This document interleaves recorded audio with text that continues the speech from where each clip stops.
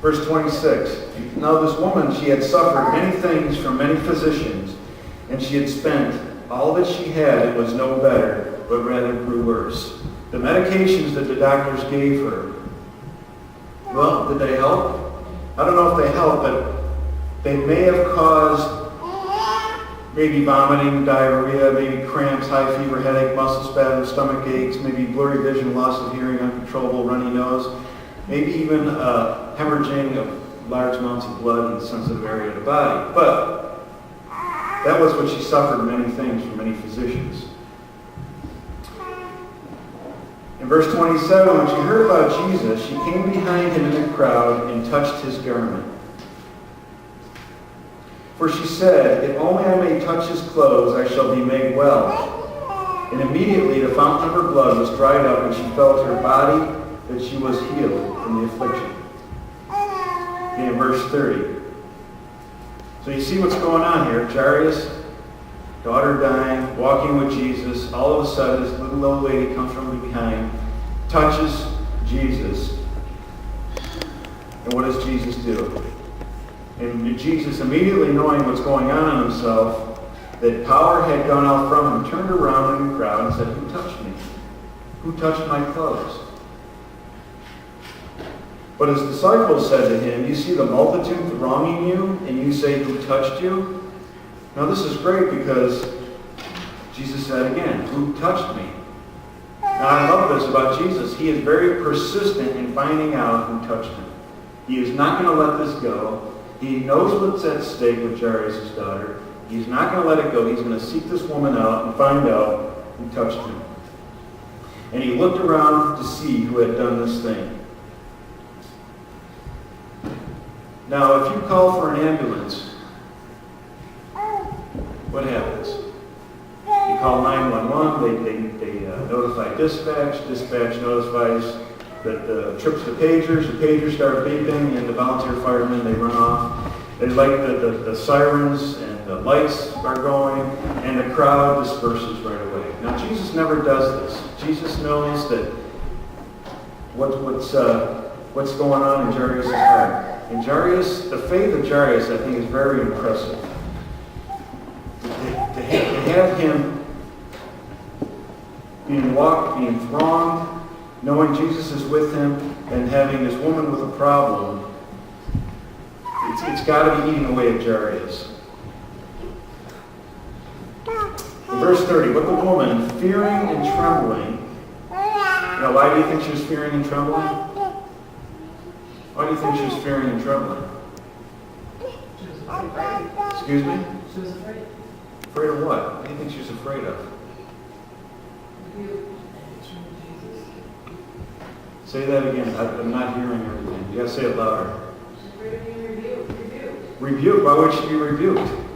That's what she thinks is going to happen. Right. The priests, the rabbis have pronounced her unclean. She's not even supposed to be out in public. And here she is in a crowd. Probably, if you're trying to get to Jesus who's thronged in, you're touching other people trying to get to him. I always said it on you. She just gave up and was crawling between the feet. Just crawling. And finally she was able to reach out through some legs and that's that. Because how else could she think it was happening there? Right.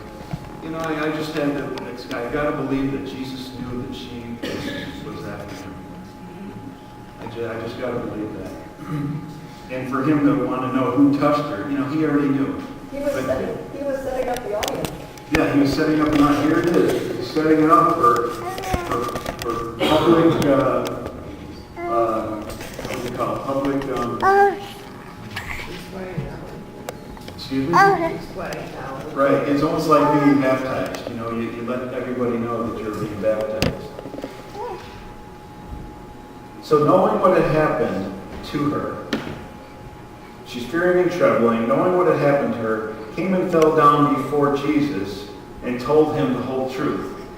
Now all of a sudden, Jairus, things go from bad to worse to really, really bad.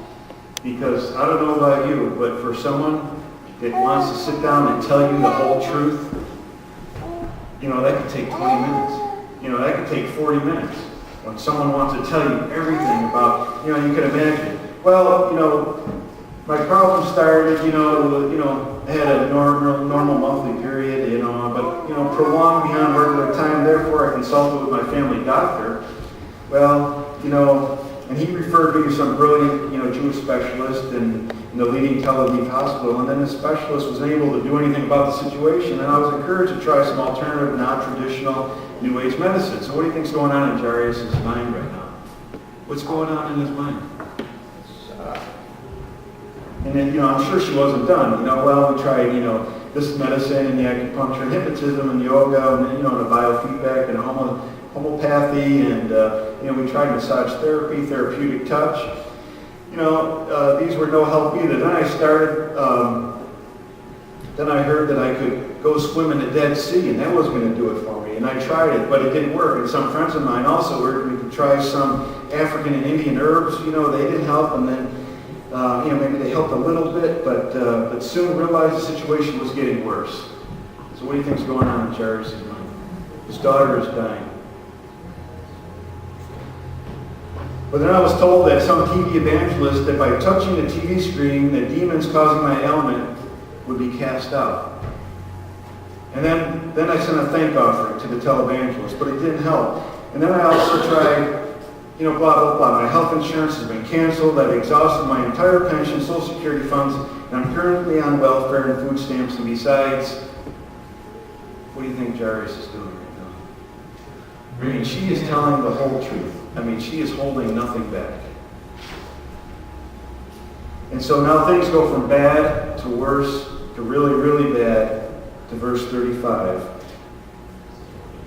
It says, while he was still speaking, what Jesus, verse 34, I'm sorry. He said to her, daughter, your faith has made you well. Go in peace and be healed of your affliction. Now, probably at that point, I would say that this lady, her faith was an encouragement to Jarius. Had to encourage Jarius, knowing that, he just helped this lady here, he's going to help me. And while he was still speaking, and while he was still talking, someone came from the ruler of the synagogue's house and said, your daughter is dead. So things go from bad to worse to really, really bad to absolutely, absolutely hopeless.